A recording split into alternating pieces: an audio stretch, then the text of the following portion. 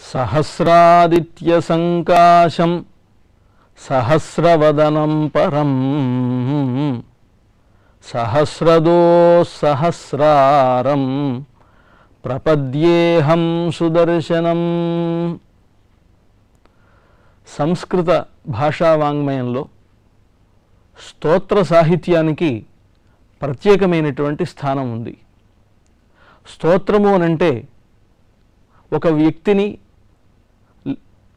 లేదా ఆ వ్యక్తికి ఉండేటువంటి గుణగణములను అధికం చేసి చెప్పేటువంటి ఒక ప్రక్రియను స్తోత్రము అని అంటారు. స్థవ్యుడైనటువంటి వాని యొక్క గుణములను అధికము చేసి చెప్పేటువంటిదే స్తోత్రం. అయితే ఈ స్తోత్రములో దేవతా స్తుతిపరమైనటువంటివి ఎక్కువగా స్తోత్ర సాహిత్యంలో కనిపిస్తూ ఉంటుంది. దేవతలకు ఉండేటువంటి ప్రత్యేకమైనటువంటి గుణగణములు, ఆ దేవతలు చేసినటువంటి రక్షణాది కార్యములు మొదలైనటువంటి వాటిని కీర్తిస్తూ ఆ దేవతలను స్తోత్రం చేసేటువంటి సాహిత్యాన్ని స్తోత్ర సాహిత్యంగా పెద్దలు పేర్కొంటూ ఉంటారు. ఈ స్తోత్ర సాహిత్యంలో ముఖ్యంగా వైష్ణవ సంప్రదాయపరమైనటువంటి స్తోత్రములు కొంత విశేషతను సంతరించుకొని ఉన్నాయి. ఈ వైష్ణవ స్తోత్ర సాహిత్యంలో విష్ణు దేవతను స్తోత్రం చేయడంతో పాటు ఆ వైష్ణవ సంప్రదాయంలో ఉన్నటువంటి వేదాంత రహస్యాలను సిద్ధాంతాలను కూడా పొందుపరిచి వాటిలో ఉండేటువంటి గహనమైనటువంటి విషయాలను చాలా సులభ రీతిలో అందరికీ అర్థమయ్యే విధముగా చేసినటువంటి స్తోత్రవాంగ్మయం మనకు కనిపిస్తుంది. వైష్ణవ సంప్రదాయానికి చెందినటువంటి పూర్వాచార్యులలో యామునాచార్యులు రచించినటువంటి స్తోత్రరత్నం చాలా ప్రశస్తిని పొంది ఉన్నది. యామునాచార్యుల తర్వాత వైష్ణవ సిద్ధాంతాన్ని ప్రచారం చేసినటువంటి భగవద్ రామానుజులు, వారిని అనుసరించి వారి శిష్యులుగా ఉన్నటువంటి కూరత్తాళ్వాన్ అని పిలువబడేటువంటి శ్రీవత్సాంక మిశ్రులు మొదలైనటువంటి ఆచార్య పురుషులు చేసినటువంటి స్తోత్రములన్నీ కూడా విష్ణు పరమైనటువంటి స్తోత్రముతో పాటు సిద్ధాంత రహస్యములన్నింటినీ కూడా ఆ స్తోత్రములలో పొందుపరిచి వారు తయారు చేసినటువంటివే. ఇలాంటి స్తోత్ర సాహిత్యంలో శ్రీమద్ వేదాంత దేశికులు అనుగ్రహించినటువంటి స్తోత్రములు చాలా ఎక్కువ సంఖ్యలో ఉన్నాయి. ఈ వేదాంత దేశికులు శతాధిక గ్రంథకర్తలుగా ఆయన వేంచేసి ఉన్నటువంటి కాలంలో ఉన్నారు. వారు రచించినటువంటి స్తోత్రాలలో సుదర్శనపరమైనటువంటి స్తోత్రం ఈ సుదర్శనాష్టకం అనేటువంటి స్తోత్రం. భగవంతుని యొక్క చేతిలో మెరిసేటువంటి ఆయుధములలో ప్రధానమైనటువంటిది సుదర్శనాయుధం. భగవంతుడు అనేకమైనటువంటి ఆయుధములను ధరిస్తాడు. ఆయన సహస్ర శీర్షా పురుష సహస్రాక్ష సహస్రపాత్ అన్నట్లుగా ఆయనకు అనేకమైనటువంటి తలలున్నాయి, అనేకములైనటువంటి బాహువులున్నాయి, అనేకమైనటువంటి పాదములున్నాయి అని ఉపనిషత్తులు పేర్కొంటూ ఉన్నాయి. సర్వవ్యాపకుడైనటువంటి సకల దేవతాస్వరూపుడైనటువంటి భగవంతుని చేతిలో అనేకములైనటువంటి ఆయుధాలు ఉన్నప్పటికీ ముఖ్యంగా విష్ణువుకు ఉన్నటువంటి ఆయుధములలో పంచాయుధములను మనకు ఆగమ శాస్త్రములు తెలియజేసినాయి. పంచాయుధ ధరుడుగా ఆయనకు గొప్ప పేరు ఉంది. శంఖ లక్ష్మీపతే పాంచజన్యం చక్రం సుదర్శనం. శంఖో లక్ష్మీపతే పాంచజన్య చక్రం సుదర్శనం కౌమోదకి గదా ఖడ్గ నందక అంటూ ఆ పంచాయుధములకు పేరును అమరకోశకారుడు నిర్దేశించాడు. లక్ష్మీపతి అయినటువంటి శ్రీమన్నారాయణుడు ధరించేటువంటి ఆయుధములలో శంఖము, దానికి పాంచజన్యము అని పేరు, చక్రమునకు సుదర్శనము అని పేరు, ఆయన ధరించేటువంటి గదకు కౌమోదకి అని పేరు, ఆయన ధరించేటువంటి ఖడ్గమునకు నందకము అని పేరు. అలాగే కోదండమునకు, ఆయన ధరించేటువంటి ధనుస్సునకు శార్ంగము అని పేరు. ఇలాగా భగవానుడు శ్రీమన్నారాయణుడు ధరించేటువంటి ఆయుధములలో పంచాయుధములు చాలా ప్రధానమైనటువంటివి. ఈ 5 ఆయుధములలో కూడా అన్ని ఆయుధములకు ప్రతినిధిగా, అన్ని ఆయుధములకు ప్రతీకగా ఒకే ఒక్క ఆయుధం భగవంతునికి చాలా ప్రధానమైనటువంటిది. అది సుదర్శన ఆయుధం, చక్రాయుధం. కనుకనే భగవంతుడికి చక్రీ, రథాంగపాణి మొదలైనటువంటి పేర్లున్నాయి. రథాంగము అనంటే చక్రము అని, రథాంగపాణి అంటే చక్రమును చేతిన ధరించినటువంటి వాడు అని అనేటువంటి అర్థాన్ని పెద్దలు చెబుతారు. ఇక్కడ చక్రీ, చక్రపాణి, చక్రధరుడు అనేటువంటి పేర్లు కలిగినటువంటి భగవంతుడు చక్రము అనేటువంటి ఆయుధాన్ని ధరించి ఉన్నాడు, చక్రము అనేటువంటి ఆయుధమును చేతిలో ధరించి ఉన్నాడు అనేటువంటి అర్థములు తెలిపేటువంటి చక్రపాణి, చక్రధర శబ్దాలను బట్టి భగవంతునికి చాలా ప్రధానమైనటువంటి ఆయుధం చక్రాయుధం. ఈ చక్రమునకి సుదర్శనము అని పేరును మనం తెలుసుకున్నాం. ఈ సుదర్శనుడు ముఖ్యముగా రక్షకుడుగా, అటు భగవంతుడిని, భగవంతుని ఆశ్రయించినటువంటి భక్తులను కూడా రక్షించేటువంటి వాడుగా మనకు పురాణ ఆగమ సంహితలో పేర్కొనబడ్డాడు. సుదర్శన ఆయుధమునకు చాలా ప్రత్యేకమైనటువంటి స్థానం ఉంది. అలాగే ఆ చక్రము అని పిలువబడేటువంటి సుదర్శనమును ఉపాసించడం గొప్పతనాన్ని కలుగజేస్తుంది అని, శీఘ్ర ఫలప్రదము అని మనకు ఆగమశాస్త్రాలు తెలియజేస్తున్నాయి. అలాంటి సుదర్శన ఆయుధాన్ని వేదాంత దేశికులు ఈ స్తోత్ర రూపంలో అనుగ్రహించారు. సుదర్శన ఆయుధమును స్తుతిస్తూ సుదర్శనాష్టకము అనేటువంటి ప్రబంధాన్ని రచించారు. బహుగ్రంథకర్తలైనటువంటి శ్రీమద్ వేదాంత దేశికులు రచించినటువంటి సుదర్శనాష్టకం పూర్తిగా మంత్రాత్మకమైనటువంటిది అని పెద్దలు చెప్తారు.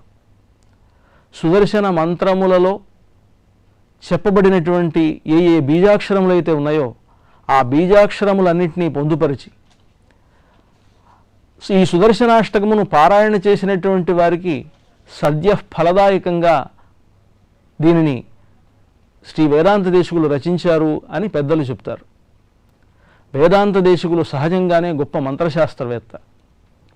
ఆ వేదాంత దేశికులు వైష్ణవ సంప్రదాయంలో చాలా ప్రధానమైనటువంటి ఆచార్య స్థానాన్ని పొంది ఉన్నారు.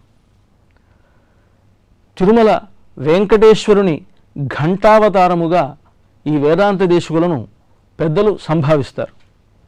ఆవిర్భూతి యస్య వంశాదనర్ఘాత్ వైశ్వామిత్రాత్ విష్ణు ఘంటాంశకస్య శ్రీమాన్ సోయం సర్వతంత్ర స్వతంత్ర వక్తా వ్యాఖ్యా సార్వభౌమో విభాతి అని ప్రతివాది భయంకరన్ అన్నన్ అనేటువంటి వేదాంత దేశికుల శిష్యులు ఈ వేదాంత దేశికుల గురించి సప్తతి రత్నమాలిక అనేటువంటి ఒక స్తోత్రాన్ని రచిస్తూ వేదాంత దేశికులను స్తుతిస్తారు. ఆవిర్భూతి యస్య వంశాదనర్ఘాత్ వైశ్వామిత్రాత్ విష్ణు ఘంటాంశకస్య. శ్రీమద్ వేదాంత దేశికుల ఆవిర్భావం జరిగినటువంటి వంశం విశ్వామిత్ర వంశం. వేదాంత దేశికుల గోత్రం విశ్వామిత్ర గోత్రం. అలాంటి అనర్ఘమైనటువంటి విశ్వామిత్ర వంశమునందు అవతరించినటువంటి వారు వేదాంత దేశికులు. అంతేకాకుండా ఈయన విష్ణువు యొక్క ఘంట అంశలో అవతరించారు. తిరుమల వెంకటేశ్వరుని ఘంటాంశకులుగా వేదాంత దేశికులకి పేరు. ఘంట ఏ విధంగా అయితే తన స్వరం వల్ల ఓంకారనాదాన్ని వినిపిస్తుందో అటువంటి అనర్ఘమైనటువంటి స్తోత్రములను, అంతేకాకుండా అదే భగవానుని గంట భగవంతుని యొక్క జయమును లోకానికి ఎలాగైతే తెలియజేస్తుందో, భగవద్గుణగణములను ఎలాగైతే తెలియజేస్తుందో అదే విధముగా ఈ వేదాంత దేశికులు కూడా అనేకములైనటువంటి రచనలను అనేక విధములుగా చేసినటువంటి మహాపండితులు. కనుకనే వీరిని పెద్దలంతా కూడా విష్ణు ఘంటావతారులుగా తెలియజేస్తారు. భగవంతుని యొక్క నామమైనటువంటి ఓంకారమును తెలియజేసేటువంటి ఘంట వలె భగవంతుని యొక్క కీర్తిని లోకములో వ్యాపింపజేసినటువంటి వారు, సన్మతమైనటువంటి వైదికమైనటువంటి మార్గమును లోకంలో వ్యాప్తం చేసినటువంటి మహాత్ములు కనుక వీరిని ఘంటాంశకులుగా అభివర్ణిస్తూ ఉన్నారు. శ్రీమాన్ సోయం సర్వతంత్ర స్వతంత్ర. అంతేకాదు వీరికి స్వతహాగా సర్వతంత్ర స్వతంత్రులు అనేటువంటి బిరుదమును శ్రీరంగనాయకి వీరికి అనుగ్రహించింది. శ్రీరంగంలో ఉన్నటువంటి మహాలక్ష్మికే శ్రీరంగనాయకి అని పేరు. ఆ అమ్మవారు ఈ వేదాంత దేశికులకు సర్వతంత్ర స్వతంత్రులు అనేటువంటి బిరుద ప్రదానాన్ని చేసింది. సర్వతంత్ర స్వతంత్రులు అంటే తంత్రము అంటే శాస్త్రము అని అర్థం.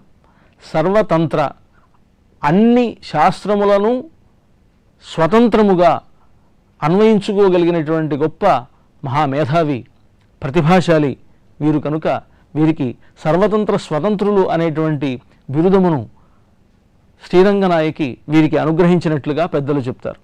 వక్త వ్యాఖ్యా సార్వభౌమో విభాతి అని ఈయన వ్యాఖ్యా సార్వభౌములు, అనేకమైనటువంటి శాస్త్ర గ్రంథములను వ్యాఖ్యానించారు.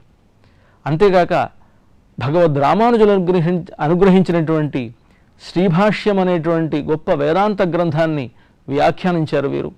ఇలాగ ఎన్నో స్తోత్రములకు శాస్త్రములకు వ్యాఖ్యానమును అందించడంతో పాటు స్తోత్ర రచన కూడా చేసినటువంటి మహనీయులు ఈ వేదాంత దేశికులు కనుక వీరు అవతరించినటువంటి గొప్ప ఆ వంశమును బట్టి వీరికి కీర్తి అని. భాద్రపద మాస గత విష్ణు విమలక్షే వెంకట మహీధ్రపతి తీర్థదిన భూతే ప్రాదురభవత్ జగతి దైత్యరిపు ఘంటా హంత కవితార్కిక మృగేంద్ర గురుమూర్త్య అనంటూ వీరిని కవితార్కిక సింహులుగా ప్రతివాద భయంకర అన్నన్ వీరిని కీర్తిస్తారు. వీరు కవితార్కిక సింహులు. కవులలో తార్కికులలో అంటే వాదించగలిగినటువంటి వారిలో వీరిద్దరిలో కూడా సింహము వంటి వారు అని ప్రతివాద భయంకర అన్నన్ అంటారు. కనుక అంత మహనీయులు, మహాశాస్త్రవేత్త, మంత్రశాస్త్రవేత్త, మంత్రద్రష్ట అయినటువంటి వేదాంత దేశికులు అనుగ్రహించినటువంటి స్తోత్రం సుదర్శనాష్టకం. వీరి యొక్క సిద్ధిని గనుక మనం చూసినట్లయితే వింశత్యబ్దే విశ్రుత నానావిధ విద్య అన్నట్లుగా వీరి మేనమామ వద్దే వీరు సామాన్య శాస్త్రములన్నింటినీ కూడా తెలుసుకొని వారి వద్ద గరుడ మంత్రాన్ని ఉపదేశాన్ని పొందారు. వారు ఉపదేశం పొందినటువంటి గరుడ మంత్రాన్ని తమిళనాడులో ఉన్నటువంటి కడలూర్ అనేటువంటి ఊరికి సమీపంలో ఉన్నటువంటి తిరువహీంద్రపురం అనేటువంటి దివ్యదేశంలో ఆ మంత్రాన్ని పురస్చరణ చేసి ఆ మంత్ర అధిదైవమైనటువంటి గరుత్మంతుణ్ణి ప్రత్యక్షం చేసుకున్నారు. ప్రత్యక్షమైనటువంటి గరుత్మంతుడే ఈ వేదాంత దేశకులకు హయగ్రీవ మంత్రాన్ని ఉపదేశించారు. గరుత్మంతుని వద్ద ఉపదేశం పొందినటువంటి హయగ్రీవ మంత్రాన్ని ఈ వేదాంత దేశకులు ఆ తిరువేహీంద్రపురం అనేటువంటి క్షేత్రంలోనే జపించి తపస్సు చేసి హయగ్రీవమూర్తిని సాక్షాత్కరింపజేసుకున్నారు. తనకు ప్రత్యక్షమైనటువంటి హయగ్రీవమూర్తి యొక్క అనుగ్రహంతో ఇంకా గొప్ప పాండిత్యాన్ని, గొప్ప జ్ఞానాన్ని పొంది అప్పటికప్పుడు ఆశువుగా హయగ్రీవ స్తోత్రాన్ని ఆ స్వామి మీద పలికారు. ఈ హయగ్రీవ స్తోత్రాన్ని పఠించి తద్వారా హయగ్రీవ మంత్రోపాసనతో సంబంధం లేకుండానే ఈ వేదాంత దేశకులు రచించినటువంటి హయగ్రీవ స్తోత్ర పారాయణ ద్వారానే హయగ్రీవ అనుగ్రహం పొందుతున్నటువంటి వాళ్ళు ఉన్నారు. అలాగా ఈ వేదాంత దేశకులు రచించినటువంటి స్తోత్రములన్నీ కూడా వారు మంత్రసిద్ధులు గనుక మంత్రసిద్ధులైనటువంటి వేదాంత దేశకుల స్తోత్రములు రచనలన్నీ కూడా మంత్రపూతములుగా ఉండి మంత్రాత్మకములై కేవలం వారు రచించినటువంటి స్తోత్ర పారాయణ వల్లనే అనేకమైనటువంటి శుభ ఫలితములు ఏర్పడుతూ ఉండడాన్ని మనం ప్రత్యక్షంగా గమనించవచ్చు. ఈ విధముగా వేదాంత దేశకులు అనుగ్రహించినటువంటి స్తోత్రములలో సుదర్శనాష్టకం ఒక ప్రత్యేకతను సంతరించుకున్నది. వేదాంత దేశకుల గొప్పతనం ఏమిటంటే వారి కవిత చాలా ప్రౌఢిమను కలిగి ఉంటుంది. అంతేకాక వీరి ప్రబంధములు, వీరు చేసేటువంటి ఆ స్తోత్రములలో పెద్దల యొక్క శ్రీ సూక్తులు, శృతి స్మృతులలో ఉండేటువంటి అనేక విషయములు ఉంటాయి. ఎస్ సంస్కృత కవితాయాం ప్రౌఢిమ్నాం నేతి కూరనాథ సుతం ద్రవిడ కవితా మార్గే పరకాలం వాథ భక్తిసారం వా అంటూ సప్తతి రత్నమాలికలో ప్రతివాది భయంకర అన్నన్ వీరిని కీర్తిస్తారు. యహా సంస్కృత కవితాయాం ప్రౌఢిమ్నాన్వేతి కూరనాథ సుతం. శ్రీవత్సాంక మిశ్రుల యొక్క కుమారులు పరాశర భట్టారకులు. ఈ పరాశర భట్టారకుల యొక్క కవితా మార్గం చాలా గొప్పది. వీరు రంగరాజస్తవం అనేటువంటి స్తోత్ర గ్రంథాన్ని, అదేవిధంగా శ్రీరంగంలోని అమ్మవారి మీద శ్రీగుణరత్నకోశం అనేటువంటి స్తోత్రాన్ని అనుగ్రహించారు. ఇంకా అనేకమైనటువంటి గ్రంథములను రచించారు. ఆ పరాశర భట్టారకుల వారి కవితా ప్రౌఢి చాలా గొప్పది. వారి కవితను ప్రౌఢిమ్నాన్వేతి కూరనాథసుతం, ఆ కూరనాథసుతులైనటువంటి పరాశర భట్టారకుల ప్రౌఢిమను ఈ వేదాంత దేశికుల సంస్కృత కవిత అనుసరిస్తూ ఉంటుందిట. అలాగే ఈ వేదాంత దేశికులు సంస్కృత స్తోత్ర రచనలతో పాటు ద్రావిడ ప్రబంధ రచనను కూడా చేసినటువంటి వారు. ఇటు సంస్కృతంలోనూ అటు ద్రావిడంలోనూ గొప్ప పాండిత్య ప్రకర్ష కలిగినటువంటి వేదాంత దేశికులు రచించేటువంటి తమిళ ప్రబంధాలు పరకాలం వా అథ భక్తిసారం వా, తిరుమంగై ఆళ్వార్ల యొక్క ప్రబంధములను లేదా తిరుమేషి ఆళ్వార్ల యొక్క ప్రబంధములను అనుసరిస్తూ ఉన్నట్లుగా ఉంటుందిట. అంత గొప్ప రచయిత వేదాంత దేశికులు.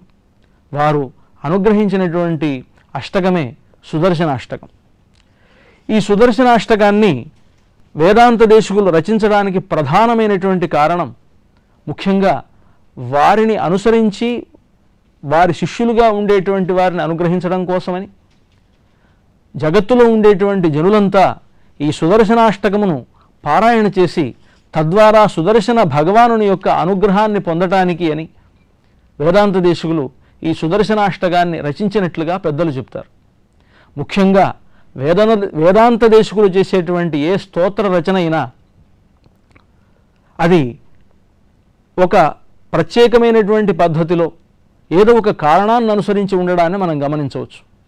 వారు ఏదైనా దివ్యదేశానికి వెళ్ళినప్పుడో లేదా ఏదైనా ఒక ప్రయోజనాన్ని అనుసరించో ఆయా స్తోత్రాలు ఏర్పడతాయి.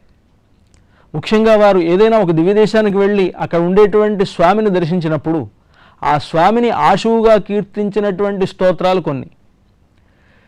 ఇలా కాకుండా వారి వద్దకు వచ్చి ఏదైనా ఒక ప్రయోజనాన్ని ఆశించి ఈ ప్రయోజనం తీరేటువంటి మార్గమేది అని ఎవరైనా అడిగినప్పుడు వారికి వీరు ఉపదేశించేటువంటి స్తోత్రములుగా కొన్ని ఉన్నాయి. ముఖ్యంగా ఒక సందర్భంలో ఒక బ్రహ్మచారి వివాహం చేసుకోవాలని వచ్చినప్పుడు ఆయనకు వివాహానికి కావలసినంత ధనం ఆయన వద్ద లేనప్పుడు ఆ ధనాన్ని కోరి వేదాంత దేశికులను ఆశ్రయించి నాకు ధనం సంపాదించేటువంటి మార్గమేది అని అడిగినప్పుడు లక్ష్మీ అమ్మవారిని గురించి ఒక స్తోత్రాన్ని వెలయించారు వేదాంత దేశికులు. దానికి శ్రీస్తుతి అని పేరు. అంతేకాక కనకధారాస్తవం అనేటువంటి పేరు కూడా ఉంది. ఆదిశంకరులు ఏ విధంగా అయితే కనకధారాస్తవాన్ని చేశారో అదేవిధంగానే వేదాంత దేశికులు కూడా ఈ బ్రహ్మచారి కొరకు లక్ష్మీదేవిని ప్రార్థించి అతనికి ధనం వచ్చేటువంటి మార్గాన్ని చూపించారు. వీరు రచించినటువంటి శ్రీస్తుతి, అంటే శ్రీ అంటే లక్ష్మీదేవి, ఆ లక్ష్మీదేవిని చేసినటువంటి స్తుతికే శ్రీస్తుతి అని పేరు. వేదాంత దేశికులు అమ్మవారి గురించి పలికినటువంటి ఆ స్తోత్రానికి శ్రీస్తుతి అని, కనకధారాస్తవం అని పేర్లున్నాయి. ఇలాంటి పేర్లు కలిగినటువంటి స్తోత్రాన్ని ఒకదానిని రచించి ఆ బ్రహ్మచారికి ఉపదేశించగా ఆ బ్రహ్మచారి వేదాంత దేశికుల అనుగ్రహంతో ఆ శ్రీస్తుతిని పారాయణ చేసి తద్వారా లక్ష్మీదేవి అనుగ్రహాన్ని పొంది అతను గృహస్థుడయ్యాడు అని వారి చరిత్రలో ఉన్నది. ఒక సందర్భంలో వేదాంత దేశికుల వద్దకు ఒక పాములవాడు వచ్చి తాను లెక్కలేనన్ని విషసర్పాలను పట్టుకోగలనని, ఈ విషసర్పాలను దగ్గరికి రాకుండా చేసుకోగల శక్తి మీకు ఉన్నదా అని అడిగినప్పుడు ఆ పాములవాడి నోరు కట్టించే విధంగా, ఆ పాములవాడిని భంగపరిచే విధంగా వేదాంత దేశికులు గరుడ దండకం అనేటువంటి ఒక దండకాన్ని గరుత్మంతుడి మీద చెప్పినట్లుగా వారి చరిత్ర చెప్తోంది. ఇలాగా వేదాంత దేశికులు ఏ స్తోత్రాన్ని పలికినా ఆ స్తోత్రం వెనుక ప్రధానమైనటువంటి కొన్ని కారణాలు ఉంటాయి. అదేవిధంగానే ఈ సుదర్శనాష్టకము అనేటువంటి ఈ ప్రబంధాన్ని వేదాంత దేశకులు చెప్పడానికి ప్రధానమైనటువంటి కారణం కాంచీపురానికి దగ్గరలో ఉన్నటువంటి తిరుప్పుట్కువి అనేటువంటి దివ్యదేశం. తిరుప్పుట్కువి అనంటే పుళ్ళంటే పక్షి అని అర్థం, కుయి అంటే గొయ్యి అని. తిరుప్పుట్కువి, తిరు అనేటువంటి శబ్దం గౌరవవాచకమైనటువంటిది, అలాగే శోభావాచకమైనటువంటిది. తిరుప్పుట్కువి పక్షిని గొయ్యి చేసినటువంటి చోటు అన్నమాట. ఆ తిరుప్పుట్కువి అనేటువంటి దివ్యదేశంలో ఉన్నటువంటి శ్రీమద్ గృద్ధరసరస్తటావనిజుషాం శ్రీవైష్ణవానాం పురా ఎస్ శీతజ్వరనుత్తయే వ్యతనుత శ్రీ హేతిరాజాష్టకం అని ఆ గృధ్రసరస్త్రీరంలో జటాయువు ముక్తిని పొందినటువంటి చోటు కనుక దానికి పుట్కువి అనేటువంటి పేరు వచ్చిందని క్షేత్ర మహాత్మ్యం చెప్తుంది.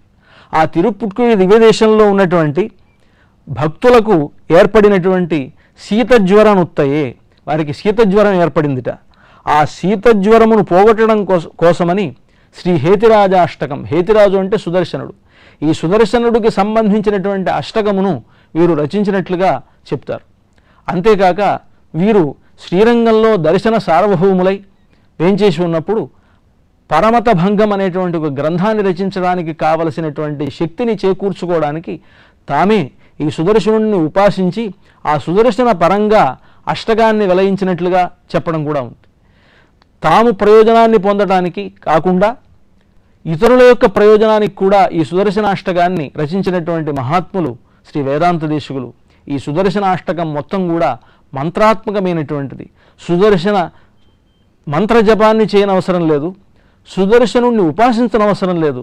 కేవలం వేదాంత దేశకులు రచించినటువంటి ఈ సుదర్శనాష్టకమును పారాయణ చేస్తే చాలు. ఒక గురువు దగ్గర ఉపదేశాన్ని పొంది ఏకకాలంలోనే ఒక్కసారి ఆ పారాయణ చేస్తే తద్వారా ఆ సుదర్శన భగవానుడి అనుగ్రహం లభించే విధంగా ఉండేటువంటి స్తోత్రం ఈ స్తోత్రం.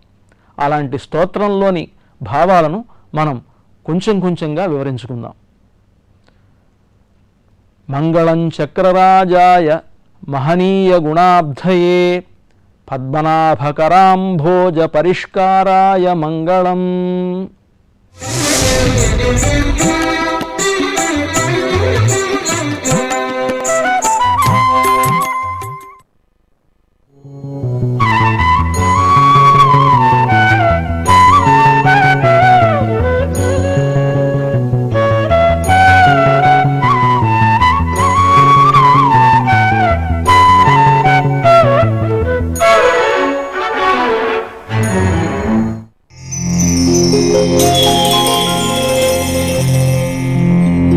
Thank you.